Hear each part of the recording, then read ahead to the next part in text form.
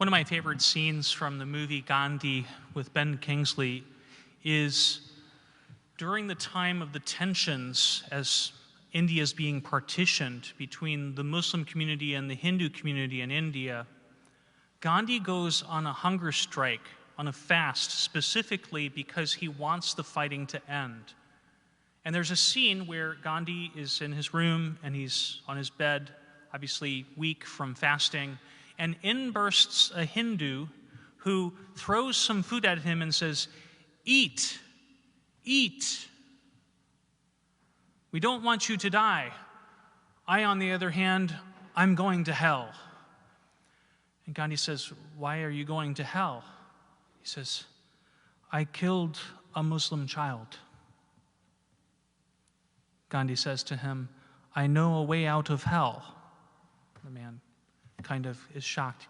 He says, "Go find a child who's been orphaned, a Muslim child, and go raise him as a good Muslim." Brothers and sisters, in the gospel today, we hear about the concept of restitution or reparation. Now, hold on. I just said a word that might trigger a bunch of people to think I'm getting political. I'm not. But the political discourse is rooted in the biblical discourse sometimes. It is a part of who we are as Christians. As the church was forming and people were being baptized, when they were adults converting to the Lord, they would do an examination of their life. And they would begin, first and foremost, to stop evil behavior, to overcome sinful behavior. And then in their review, they would also begin to make reparation or restitution for sins committed. In the old law, if somebody stole, you could only ask for twice as much back. Why more? Why more? Anybody know why you could ask for more back than was stolen? It's not an eye for an eye, right? It's more. Because if you steal money from somebody, you also steal the ability for them to grow economically and be able to use that money to grow, right? Interest, basically. It's not just a restoration of the money, it's also a restoration of the lost opportunity. And we see Zacchaeus, he has an encounter with Jesus that touches him in such a way that he is moved to conversion. He's convicted of having done wrong, not condemned, convicted. Conviction is simply when we realize, you know what, I've been doing the wrong thing, and I need to change. I could keep doing the wrong thing, but I need to change because I'm aware now this is wrong. So that's the conversion aspect. But we also talk about amendment. You might know this term also from confession. To have a firm purpose of amendment means not only to stop doing the wrong thing, but also to begin to do the good. For Zacchaeus and tax collectors like him, there was a vice that would get them to extort people, and that vice was greed. Are we agreed it was greed? Are we agreed he was greedy? Yes? Yes? Okay, are you following me? So I'm going to do something with this real quick. I'm not just saying it for nothing, okay?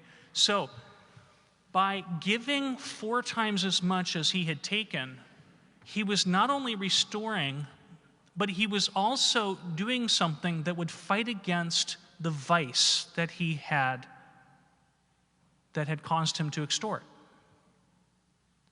So if one is greedy, a good way of restitution is generosity. You guys got me?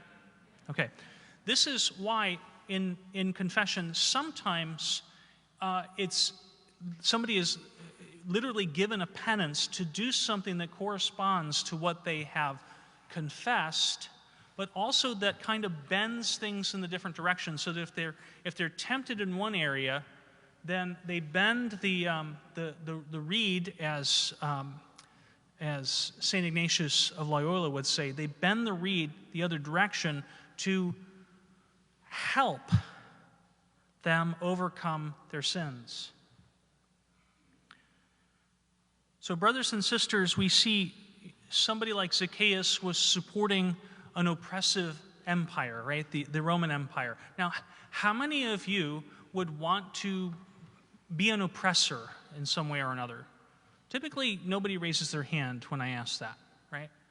And we have in our culture today kind of a gospel, not the true gospel of Jesus Christ, but a gospel of good people. Anybody familiar with this gospel of good people? Let me explain it, then you'll recognize it. The gospel of good people is, so long as I'm not hurting anybody else, whatever I do is okay. I'm a good person. I'm not killing anybody. Do you hear that? You familiar with that? Right? Some of us may even think it. I know I used to. As long as I'm a good person, not doing anything wrong, not hurting people in major ways, God will let me into heaven. I'll deserve it. First and foremost, the problem with that gospel is it bases heaven on our own merits. But Christianity, the gospel of Jesus Christ, says we don't gain heaven based on our own merits because we don't deserve it. We have all sinned and have fallen short of the glory of God. And sometimes we're still combating sin in our personal lives. We heard in that first reading, God is patient and sometimes gives people time. And that's why, thanks be to God, we don't have the practice we used to have in the early church anymore. And that practice was you could only confess one time in your life. Yep, some people their eyes just woke right up. But it was only for mortal sins. Those are grave sins that you deliberately commit with full intention and full understanding that it's wrong. Things like adultery, things like major offenses against the sixth commandment. So, what we want to ask ourselves or let the Lord touch in our hearts is this: have we unwittingly contributed to the oppression of other people? And if we have, what can we do to make up for it? One of the things that I learned years ago, and it came to me as quite a surprise, because some people know that my early years of priesthood, people would have boxed me in as, okay, this guy's just conservative. Well, here's the thing. You never box in an INFJ because they'll surprise you. But I was the promoter for the friars of justice and peace and integrity of creation, and I learned something surprising that I had never known before, and it was this, that the market for cell phones and the market for the upgrade in cell phones means that the precious metal market is very lucrative right now in terms of like copper, gold, things that make the little microchips that are in our phones. And if you notice, certain companies are pushing their newest phone. You need this now, you need this now, you need this now. And what are they doing? They're stopping the upgrade of the ability to upgrade the older phones so that you do what? Get a new one. Here's the problem. International companies or multinational companies who do mining operations will go to third world countries. They will go in to certain areas, right? They will pay off the local government officials. They will mine without concern for the ecological effects. And when I say ecological, I'm not just talking about caring for the environment, caring for nature. That's one thing. But the ecological effects, unfortunately, cause whole entire villages of people to no longer have adequate drinking water anymore. You with me? Okay. That's a problem. What do? They have to leave that area. Where do they go? Sometimes they go to the big cities of their country. Sometimes they say, forget this, I'm going to go to a country where I don't have to worry about multinational companies mining in my country, ruining my ability to just simply live. So where do they come? Here. Completely different idea now for anybody whose politics has skewed them one side or the other. And by the way, I also learned as a promoter of justice and peace that neither party was really focusing on immigration and helping immigrants, because while one party would say, oh, we need to stop them at the U.S. border, the other party would say, we need to stop them at the Mexico-Guatemala border. Yeah, that opened my eyes. So, what do we do? Well, one thing we can do is we can resist the urge to always upgrade things. We can resist the consumeristic mentality. But this goes, and then what we can do is we can begin to seek ways to invest in these countries where we have caused harm.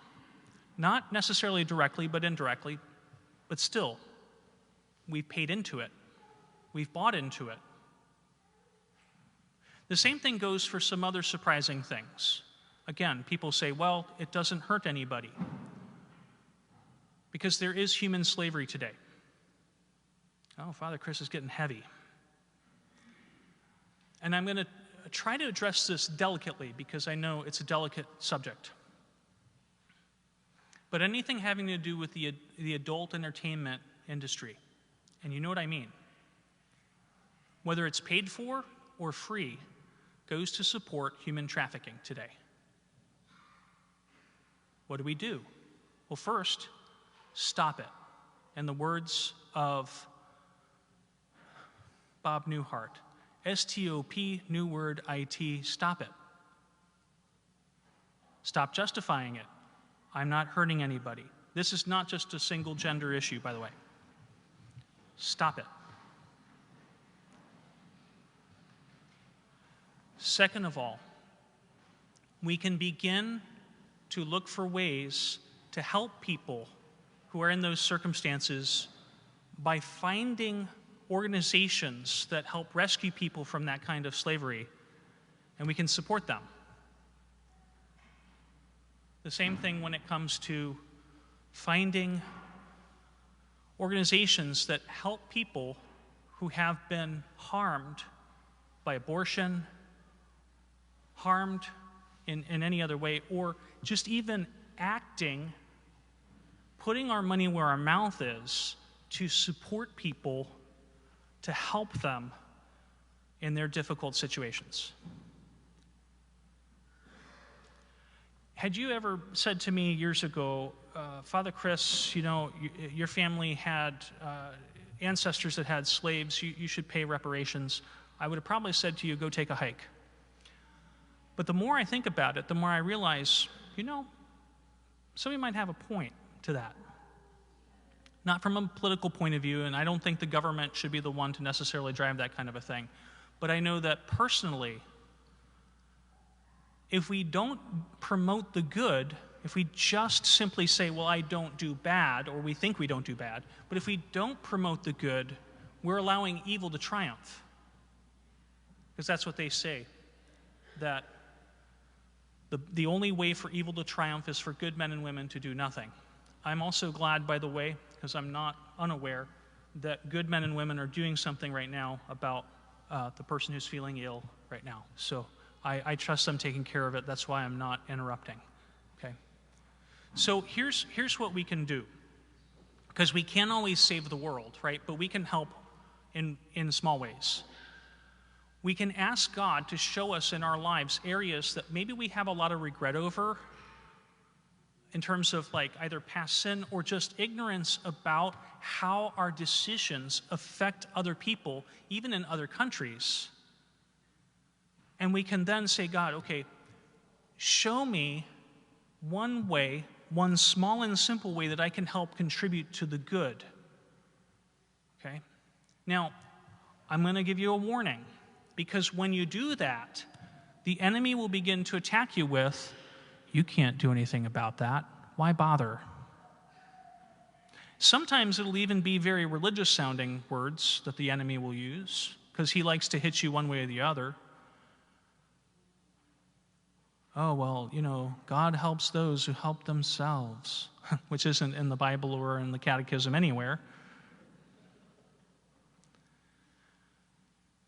And so we ask God. We thank God that God has been patient with us all these years because we know, all of us know, myself included, if we had to go through that process of stopping all of our sinful tendencies and repairing for all of them before becoming Christians, most of us wouldn't be here.